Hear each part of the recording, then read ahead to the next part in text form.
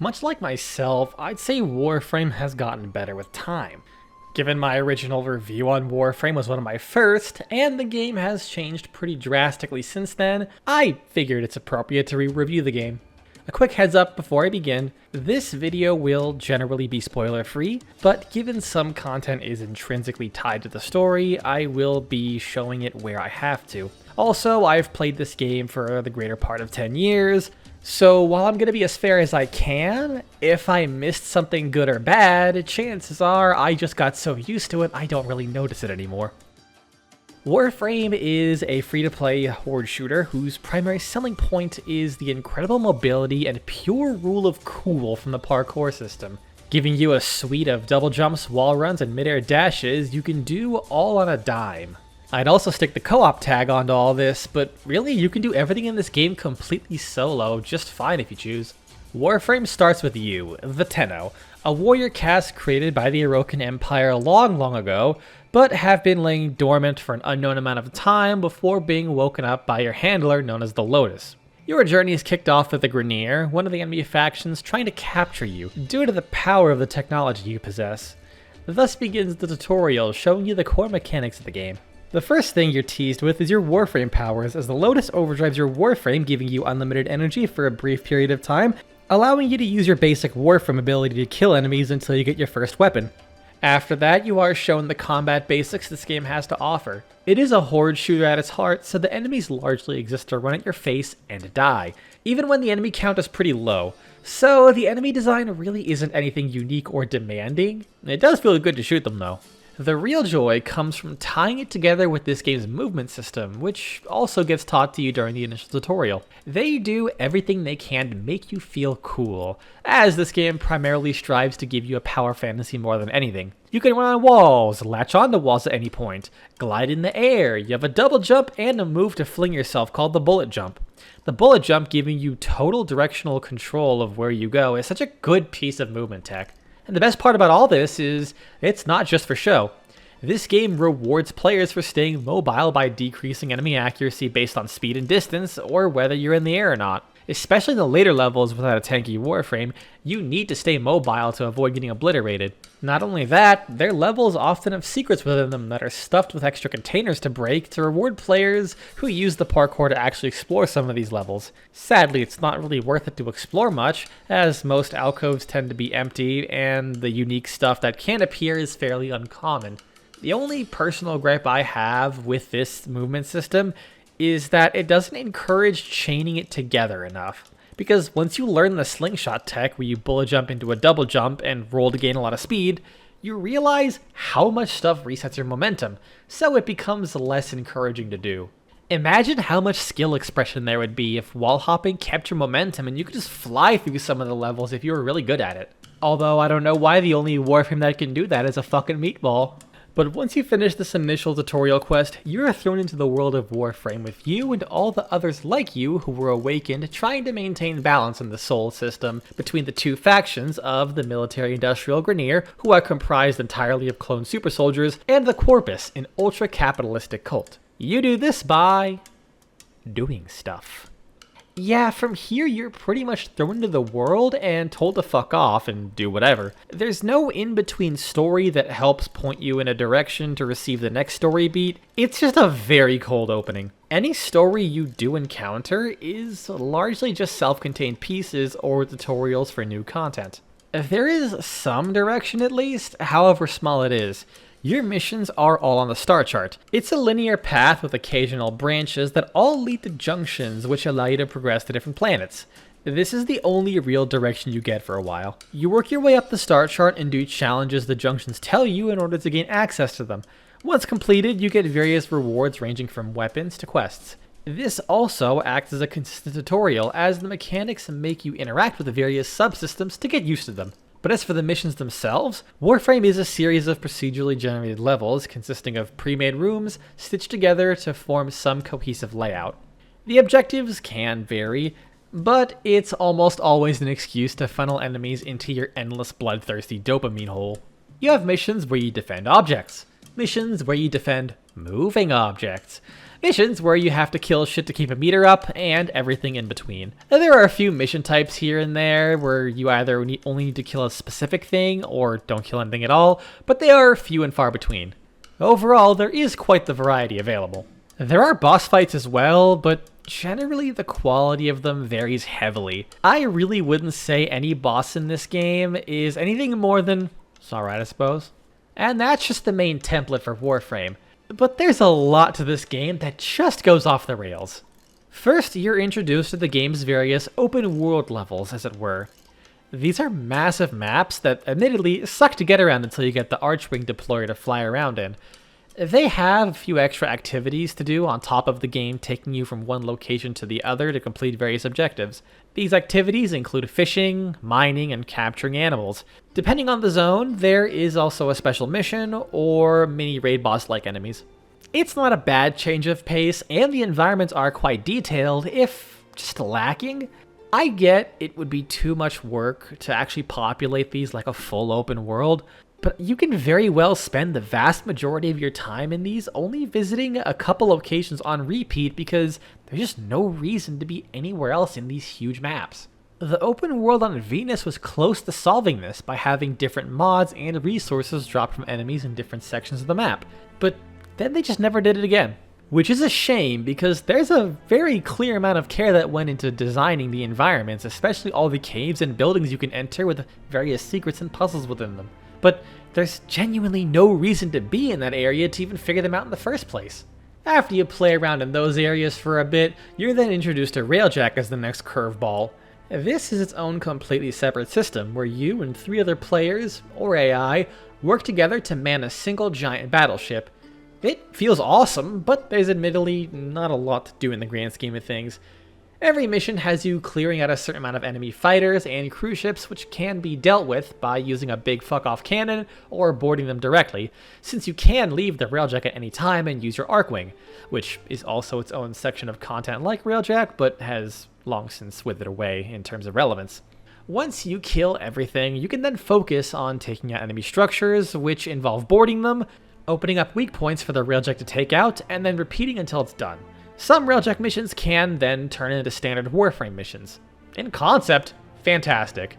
The execution is satisfying, but definitely feels a little hollow and likely won't change. Often side content like this gets one refresh update and then it's largely abandoned by the devs, unfortunately. The last majorly different piece of content I'll mention is Duviri. This is closer to the previously mentioned open worlds, but is the most different piece of content in the game. In Duviri, you don't use your Warframe much. Most of it is spent playing a slow-paced roguelike character action game. Every time you load into Duviri, you're automatically a part of a story. You can choose to ignore it and just do various minigames for resources, or you can go all the way through the story to the end for different rewards. Every minigame rewards you with a decree that gives various bonuses that can stack with each other for some pretty hilarious effects. It's especially helpful because the gear you take in is completely random. Your Warframe and weapon choice can be picked up from any weapon in the game, whether you own it or not, giving you a great way to try out weapons you just haven't seen yet or are working towards. The combat itself is not very deep. You have a basic attack chain, heavy attack and power attack on a cooldown. You can parry enemies or projectiles, with melee parries letting you counter, and you have a gun you can fire to cancel special attacks. That's pretty much it. It's entertaining enough, but I wouldn't say it's very good. Enemies are brain dead and just stand there taking hits or blocking. If they do attack, parrying is extremely easy to do since enemies are very telegraphed and only have one normal attack chain. Everything else is a special attack that you constantly knock enemies out of. Thankfully, once you get a few decrees, you start to dunk on enemies and ignore most of the mechanics, which is when it starts to get fun again. And these various minigames range from controlling a golden serpent to eat fish, playing Shaw's Hero, or controlling an owl to spot books, and we don't talk about the chess rat. Overall, I do enjoy Duviri, but that is in spite of the combat. The constant minigame aspect and the decrees are a nice change of pace to dip into every now and then. And if you're wondering what the endgame consists of, well, it's largely just play Warframe more, but harder. There really isn't much of a strict endgame suite of content. Best thing we got is a weekly activity that has you running really high level missions with various modifiers using randomized loadouts. But regardless of what kind of content you do, the end goal is to throw enemies at you to slaughter, which can get repetitive, but this can be alleviated with how much the game gives you to play with. Your arsenal consists of a warframe, 2 guns, and a melee. The warframes have 4 abilities that you unlock as you level them. For the warframes, just about any playstyle you could want has been done at this point. You have frames who pretty much are the entire arsenal, frames that primarily supplement gunplay, crowd control frames, support frames, frames with unique traversal abilities, pretty much anything in between. Want a tanky and powerful weapons platform riding on a surfboard everywhere you go? How about a battle priest who strikes the fear of God into both himself and his enemies? Or maybe you just want... Target confirmed. Theme. Possessed Exilizer located. Admittedly, not every Warframe is perfect, between them originally not having great designs or the game just moving on from them in the almost 12 years it's been going on, some Warframe abilities just lack. So as much as I love the I can fix her Warframe, in the modern era of this game, she only really has 2 abilities worth anything, arguably only 1. But with that said, there's no outright bad Warframe, but for some, it's a lot harder to realize their potential until much later in the game. There is also the issue that, after designing 236 separate abilities and kits between 59 different Warframes and growing, a lot of playstyles blend together or can feel really samey. Due to the state of the game generally being very damage focused, pretty much every Warframe that comes out for the last year or so has had some form of big dick damage ability to clear very fast, which can feel a little bit lame. With that said, they've still been pretty creative. I'd be lying if I said that Warframes stopped being fun. It's pretty entertaining to be a gorilla wearing a nuclear reactor as armor, giving enemies a lesson on what happens when you break the door open on your microwave. Considering just the last year, the themes for Warframes they've gone with are Wizard, Guardian Angel, Chernobyl, Japanese Spirit Gambler, and Spec Ops Sniper, it's safe to say these guys are not running out of ideas. In fact, I'm starting to believe they're only warming up. Mid-editing me here, these motherfuckers just dropped a dev stream where they were like, you know what? Guitar Warframe. These guys are off the fucking rocks. And even better, one of the developers was sitting on this idea for like 7 years. Weapons also aren't breadth of choices either. This game has a staggering 562 weapons and counting, including variants, that are largely unique in some regard, be it the way it shoots, what happens if you shoot in a certain way, or some kind of alt-fire. The level of creativity on display is wild sometimes. Here's a shotgun loaded by an Aloft's mechanism that adds to your melee combo count with each pellet. Here's a half-alien gas pistol that shoots a cloud of homing exploding bolts, or has a precision mag dump feature. Oh, that's too normal for you? Fine. Bubbles. Book. These aren't fancy legendary weapons either. This is just how a lot of weapons are. Now, that's not to say there aren't a lot of extremely basic weapons, but those are primarily in the early game.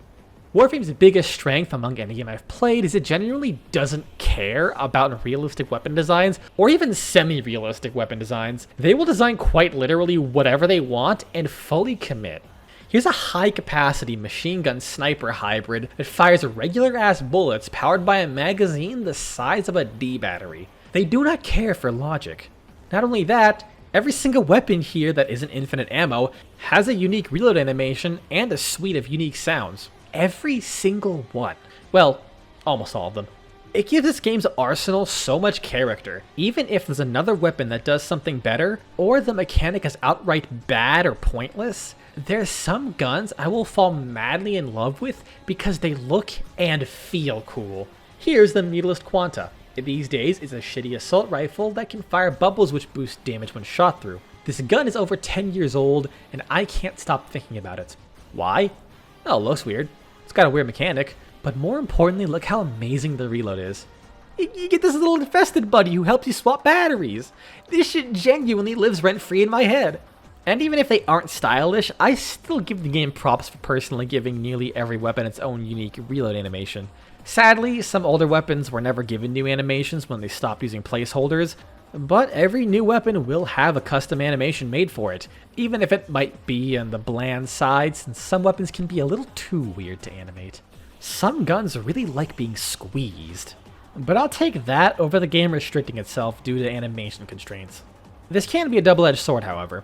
It makes newly acquired weapons feel interesting all the way through the game, but also this game has a distinct hierarchy of weapon power, so you could eventually reach a point where your favorite guns just can't keep up anymore. You can make just about every weapon functional up to the endgame, but it does require a lot of knowledge and resources. So that's all to say, the gunplay in this game is a treat. The unique designs, sounds, and animations make me excited whenever I get to try something new. The enemies also help with that too. While it can get lost in the frantic pace and visuals of combat, the enemies do act as really fun targets to shoot. Humanoid enemies flinching and staggering as they are shot while running, having holes blown in them, getting sliced in half. Not to mention that satisfying crunch when you land a killing blow with a headshot, even if the enemy is made of metal.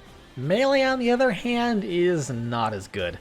I find melee weapons to feel like skins of each other rather than anything special. They are less likely to have unique mechanics, the mechanics they do have are often boring, and Warframe's melee system is more complicated than it ends up needing. Melee works off stances. Each type will have at least one stance associated with them. Once equipped, you go from having a single unchanging 2 to 3 hit combo to a variety of contextual combos. Standing combos, forward combos, blocking combos, and sometimes a forward block combo. Each combo can have a different effect on each hit, from forced status effects, knockdowns, opening enemies up to finishers, and having different damage multipliers. But because this game is closer to Dynasty Warriors than Devil May Cry, enemies just mindlessly run at you and shoot. So all you need to do is pick the combo with the best overall damage with the widest swings and just do that over and over again. Unless a melee weapon has some kind of fancy gimmick, they all play the exact same but at various speeds. At least until you mod your attack speed to go so high that nothing feels different anymore. I'm not going to say it's not fun though. I made a build where I walk up to someone, axe kick them for a fucktillion amount of damage and move on. It's just the same attack over and over again, but I won't lie. It's a very satisfying attack. Regardless, I still respect the dedication of making several long and well-animated combos for every weapon type. But compared to the gunplay, melee just feels flaccid to me. But with that said, they do commit the cardinal sin of having a pretty mediocre feeling double-barrel shotgun. Upgrading these weapons is done through the game's modding system. It's essentially a blank canvas where you slot in various mods you obtain in order to tailor a weapon to your needs. Most weapons will just be built for pure damage, but it is entirely possible to build some weapons for the sole purpose of spreading status effects on as many enemies as possible, or it's just doing stupid shit like turning a shotgun into a sniper. It also features a unique system for handling elemental damage. Until much later, you only have 4 different elements you can put on your guns: heat, cold, electric, and toxin, all with their own resistances and status effects. Depending on the order you place them in, they can combine into a new element with new status effects. Cold and heat will make blast, priming enemies to explode if they die while it's active or reaching max stacks. Heat and toxin will make gas, turning enemies into walking damage over time clouds. Or if you instead go cold and toxin, you can make viral, a damage type that adds a damage vulnerability to any form of health. The mod system is limited by the capacity of the weapon. Every level increases your capacity up to 30, with some exceptions going to 40. After a certain point, that's not much anymore. So you can install an Orokin Catalyst to double it. This gives you significantly more power and becomes the baseline a weapon needs for a majority of the game. Some weapons, however, need a bit more. This is where another system comes in with Forma. These let you reset an item's level in order to add a polarity. These polarized slots let you match them with the right mod in order to have the capacity cost, or cost more if you mismatch them. So once you find a weapon you want to make the one, you have a lot of room and effort you can put in to make it better. But it doesn't stop with just mods. There are other systems you unlock later that can further add boosts to your equipment. And this is easily my favorite part of this game. It allows you to build things how you want. And if you have the resources to do it, you could probably make it work to some extent. All I did last year was make stupid build after stupid build, even if they had varying levels of jank. I made twin SMGs fire 34,000 rounds per minute with near infinite ammo. If that's not enough for you, how about turning one of the shittiest snipers into an anthrax bomb? I made a build that turns enemies into a bullet hell for their allies, killing them with hundreds of tiny homing balls. But if that's too effective for you, here's a build I made that uses a very short-range toxin damage AoE that scales with the percentage of enemies' health, alongside a tornado to suck everyone up in order to make sure they die from toxin damage. I lovingly called this the Shartnado. Since the making of my last video, a number of creative leads moved on to work on Soulframe, putting the former community manager in the creative director role. And so far she has greatly embraced the state of Warframe. Balance-wise, it's an irreparable mess. There's really no way of getting around it. So how about we just give you cool shit and see how far we can go before everything collapses. So there's a lot more you can do now build-wise than you could in prior years. They have also gone as far as to rework a number of the game's systems to make them better and easier to understand. Pets are now terrifyingly lethal when they used to be useless stat boosts, and the damage resistance and armor system for enemies is no longer convoluted and cripplingly limiting respectively. But how do you actually get all this stuff? Well, the progression in this game is, once again, a lot. There isn't much of a through line of just level up and do these pieces of content, as Warframe chooses to scatter its equipment everywhere. While a lot of stuff can be obtained from finding the best place to kill enemies en masse to build blueprints you bought off the market, most items will require you to visit a specific place in order to either get the materials or get the blueprint in the first place. This also extends to mods. Mods are dropped from individual enemies and occasionally specific mission types, with the loot pools changing based on location as each different environment has their own version of a basic enemy that can drop its own unique set of mods. These differences are obvious as they will have different names. As for how much grinding there is to do, it can definitely vary depending on what you're trying to get. Even among the same kind of item, like Warframes, some Warframes, the grind is very easy, you could probably get it about an hour if you're lucky. Some are locked behind grinds where you can only get the blueprint after a full rotation of rewards, which can be about 20 minutes. And some can have very similar grinds like that, except along the way you're earning tokens that, if you happen to get unlucky, you can just outright buy the item. I would say the grinds generally trend towards being quicker the further you get in this game, but there are definitely outliers here and there. But at the end of the day, there is grinding to this game, and how much grinding is too much can vary from person to person. For me, it's not too bad, but there are definitely items that can go fuck themselves. So you're highly encouraged to do pretty much everything you can on your journey to grab everything, which is actually somewhat important as this game has a broader layer of progression that ties itself into every individual weapon and Warframe you obtain. There's an account level called a Mastery rank. It's increased primarily by leveling up weapons in Warframes. You can only get full mastery from a weapon once, so you're encouraged to try everything, which requires you to do all the content of the game at some point. Thankfully, the requirement to see all the content in the game is fairly low. Past that, it's just locking you out of weapons. Access to content isn't the only benefit, however. Every time you increase your mastery, you gain higher caps and a lot of features, like loadout slots and certain resources tied to specific mechanics. A lot of substantial content you unlock will often be tied to various story quests this game has, which is a smaller but almost as important part of this game. The story, art, and music in Warframe is absolutely insane. The story especially. I'll be avoiding spoilers for the most part, just referencing small moments. Warframe's story isn't really a constant through line. Up until a certain point, all the quests are standalone and bounce all over the place. For the most part, they are just flavor rather than adding to the overall story. It takes a while to reach the first quest that kicks off the main story arc of Warframe, which is, at this point, 10 years old and shows its age, but is overall pretty good. Hushed and empty is the womb of the sky. But yeah, this story is esoteric. Sometimes characters will just speak in riddles or say things out of the blue that you might only piece together if you are familiar with another piece of lore that was either dropped in on you seemingly randomly or is hidden somewhere that's pretty out of the way. So the story can seem absolutely incomprehensible at times. But there are moments where it actually isn't comprehensible because the story is fed to you in a weird order. Duviri Paradox is a good example. It's fine as a standalone quest, but it has a lot of details that won't make sense until much later. But the context is so far into the game, I wouldn't be surprised if most people forgot what happened in that quest. But once that story picks up, it gets good. They explore many themes across a wide range of topics with a surprising amount of tact. I have a huge respect for their writing in this game because they aren't afraid to make some deep cuts and go to some wild places. It has very earnest depictions of autism and emotional trauma with a central plot revolved around the concept of healing. I would love to go into detail on some of the spoilers like I sometimes do, but when the story moments are as good as they are in here, I strongly prefer people just experience it themselves. That said, I don't think the story is perfect. There are some concepts they introduce that are just there. Some are poorly thought out or just abandoned. Plenty of characters you would think are pivotal to some of the plot points just stop existing when you feel like they'd be very helpful. I also think this game abandons too many characters.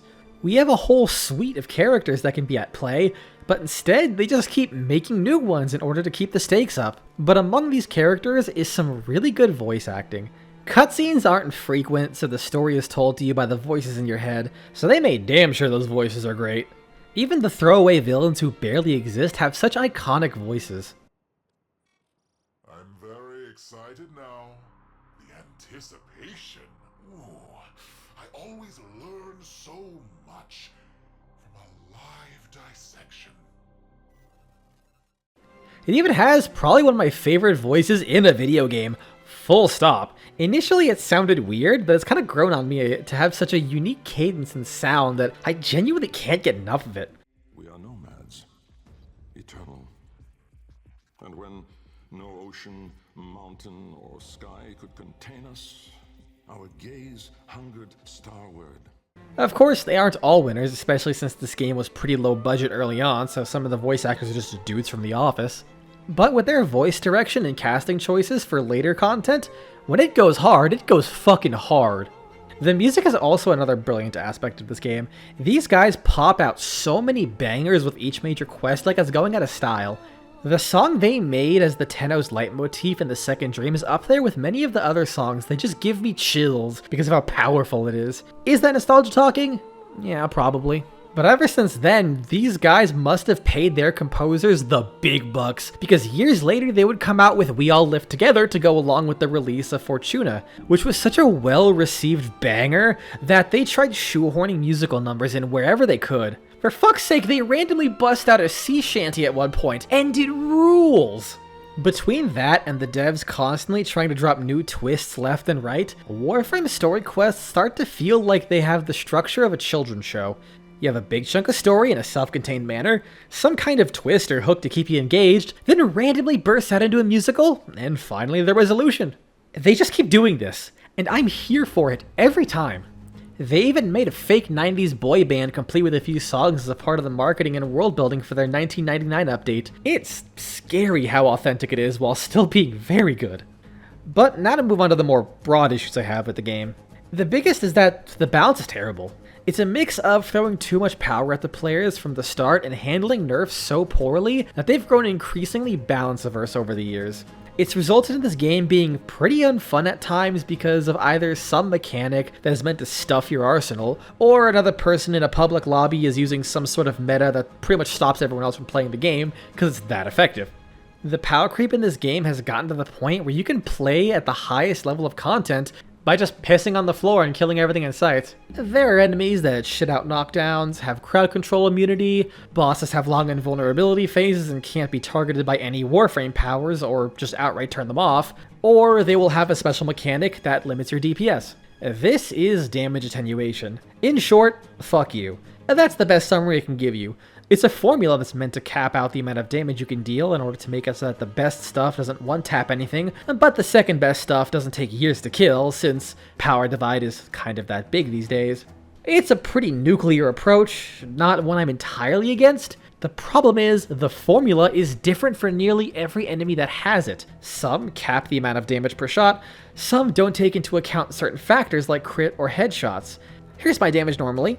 Here it is against a level 200 hard mode mini boss, and here it is against a level 50 boss. From a player feedback perspective, it's just a nightmare. Watching your damage slow to a crawl in real time and you have absolutely no idea why, because it comes in different forms. And against higher level content, the DPS ceiling can be so low that fights just take an eternity no matter what you throw at it. You basically have to study the wiki in order to know how to build for certain bosses, which is another problem I have. This game is just really bad at onboarding players. I mentioned there's a lot of stuff in this game that acts as constant tutorials, but they only scratch the surface of what's going on in this game.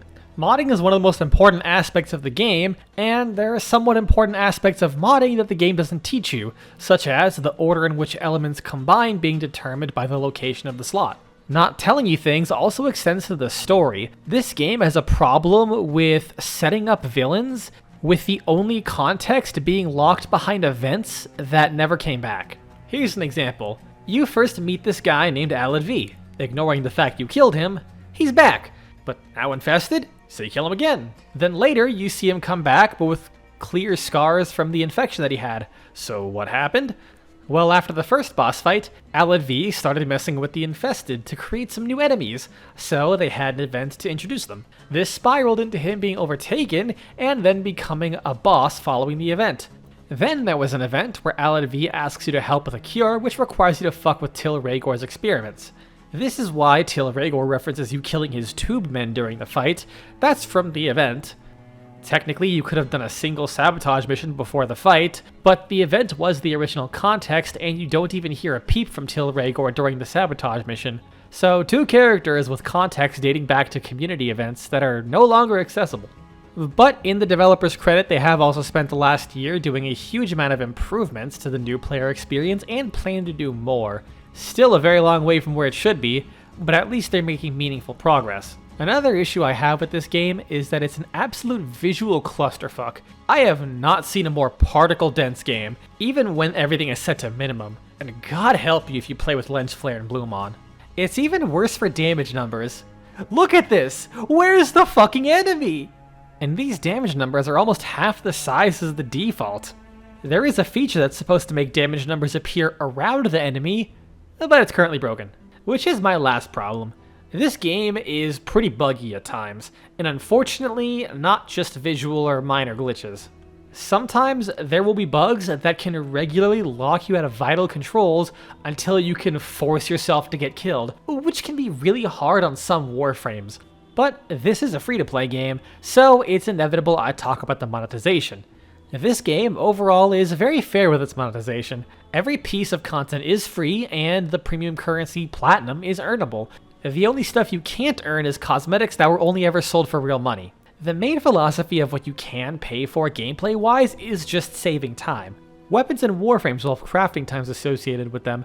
Generally, they will be between 12 and 24 hours for weapons, or a total of 4 days for Warframes. Weapons aren't too bad, as they'll generally be available the next day you play the game, but Warframes can definitely feel sluggish with how long it takes to make them. These crafting times can be rushed by paying Platinum, or you could just buy the item outright from the market. Though I wouldn't really recommend buying Platinum to get a Warframe, as without discounts, the rate is terrible, and you're asked to buy more Platinum than you need for many Warframes because of uneven price ratios. At full price, they can be anywhere from $10 to $20 each. One positive is that there's so much shit in this game, once you get the ball rolling, you will be too busy leveling your backlog to focus on crafting times as much. And when I mentioned catalysts, reactors, and forma earlier, these are all items that can be used much faster than they are obtained. Forma is fairly common, but takes a full day to craft, whereas catalysts and reactors are much less common. There are ways to regularly get them, but you either have to be careful early on, or pay 20 Platinum to pick one up. Weapons and Warframes also require slots to take them out of your foundry in the first place, and those are earned extremely infrequently. The vast majority of your slots will come from buying them with Platinum. At the very least, they are relatively cheap. Now, with the resource grind, constant XP grind, and Forma resetting your weapons level, you might start to consider some of the boosters they offer for sale, which can double the rate of resources, either quantity or chance, credits, and XP. Overall, it's not needed though. This game is very lenient when it comes to XP and resource grinds for the most part, to the point where it's more so just to help you stockpile unreasonable amounts of things rather than feeling like it's needed, especially since these boosters stack multiplicatively with any other kind of boosters. And that's largely all you might ever consider spending Platinum on. There's a lot more tucked away, but it's either nothing special or generally pretty bad deals like all the resources you can outright buy. Overall, it's a pretty fair system, especially when you consider the player economy. One of the earliest systems you're introduced to, Void Relics, is also one of the most consistent and simple ways of getting Platinum, so you can start earning from the very start, even if it's in small increments. The major issue with trading is that there's no way to conveniently look for stuff in-game. You just have to sit there in trade chat and spam want to sell until someone replies. Without being able to know the market value of stuff, it's easy to get scammed. So unfortunately, you do have to use third-party websites to sell anything while still getting to play the game. These just act like places to list buy and sell orders with it generating a whisper message to paste in-game, but I will say, use it at your own risk, as it is a third party at the end of the day. And if you're uncomfortable with social interactions with people, I totally get it, but trust me, that's most of the Warframe community. Most trades are done without exchanging a single word. The player base is kind of known for being so socially inept at times that the developers felt that they had to add a disclaimer to the dating sim they added. Yes, that's real, by the way. Telling people, you can't be a dick to get someone to fall in love with you. I'm not fucking joking here. And people still mess this up royally. But in theory, this game is perfectly set up to nickel and dime you, but the devs have done nothing but give players more and more free stuff. There's a battle pass that you physically can't pay money for, it's just there to give you free shit and special credits to buy things like Aroken Catalysts and Reactors. In fact, once you reach max level, you're only awarded with credits so you can stockpile them up even faster. There's also a number of systems that have a chance of rewarding you with 3-day boosters. Some of it's a random chance, but now we have a piece of content that will give you a 3-day booster every single week. With some luck, you can go multiple weeks with some kind of booster active. Login rewards are also quite generous. There's a lot of shit rewards, like a lot. Small amounts of credits and materials, or blueprints for stuff you don't have, but it only really saved you 25,000 credits. But you can also get regular discounts on Platinum up to 75% off and the mentioned boosters. The amount you get from login rewards also scales with the amount of days you logged in. So as someone who's logged in for over 1,000 days, my boosters are over 40 hours long, which makes me feel like my time spent in this game is actually appreciated. Better yet, the use of fear of missing out tactics is generally limited. I can't say it has absolutely none, depending on your definition, as there are rewards which disappear for months at a time before coming back, even if you do get plenty of time to get the rewards. For the most part, time-limited items get reintroduced permanently, but some rewards only come back in future time-limited manners, like holiday events, even if it's not a holiday item, future community events, or future battle pass seasons. The more egregious example is the harder version of the Duviri circuit, which has some incredibly powerful weapons each week, but if you miss a specific week, it can take 2 whole months to roll back around. But going back to some of the smaller things I love about this game, there's so much that shows just how much passion goes into it. Things no one else would do because it's too much work for too little return, but they do it anyways because it's cool. Like, just for one Warframe, they made an entire music composer to play songs as you use your abilities. And then there's just a whole suite of mini-games that pretty much exist because some dev worked on shit during his lunch break. There's a Flappy Bird joke that was made when the original game got taken down, a shoot-'em-up, a fighting game, and before even being used in Duviri, the Shazin Hero minigame was just some random addition. When I mentioned there's puzzles you can solve while exploring, that kind of goes into the weird amount of detail that's hidden in this game. Oftentimes the reward is relatively minor or non-existent, like these very well hidden figures that you can scan that just grant you a profile picture, or these secret doors in some of the Jupiter tile sets that reveal secret lab experiments, which can drop some shit mods or scenes for the photo mode. They decided to give this random Grenier camp in the Plains of Eidolon a feature. If you activate the console in the tent, thumpers scan the area and reveal locations on the map that are accurate to the location outside. From there, you can send a drone out to blow them up and reveal nothing. Oh hey, I got a mango. I'm just surprised there's this much detail put into such a fast and frantic game. Back when I mentioned all the unique animations weapons can get, it doesn't just stop there. I still get blown away that this game, with every Warframe release, gives that Warframe 2 animation sets to choose from, an upright and restrained animation, and a more energetic and hunched over animation set. Each animation is tailored towards the personality and theme of the Warframe. Not only is it a standing pose, but also features unique idle animations for nearly every type of firearm. It even goes further than that. Sometimes they will release a Warframe and, for some reason, just give it a custom dodge animation. I genuinely have no idea why, and it's not even consistent. They just do it for shits and giggles. Oh, and some Warframes can float instead of walk, so yeah, they just get their own unique animations too. Sadly, none of it applies to Melee. The last and craziest thing this game does, at least to me, is that this game is only 36 gigabytes. It is 12 years of content that has never been removed, and the game looks better with each update. Yet there are some updates where you download several gigabytes, only for the game to get smaller. Even considering that it's not the best looking game out there, it still puts a lot of other games to shame. So that's Warframe. I think it's safe to say I love this game. It's such a wonderful anomaly in the space of free-to-play games that not only respects the player's time and their wallets, but just keeps trucking along doing its own weirder and weirder shit with every update. To the point where I'm just done predicting what the hell these guys are going to do next.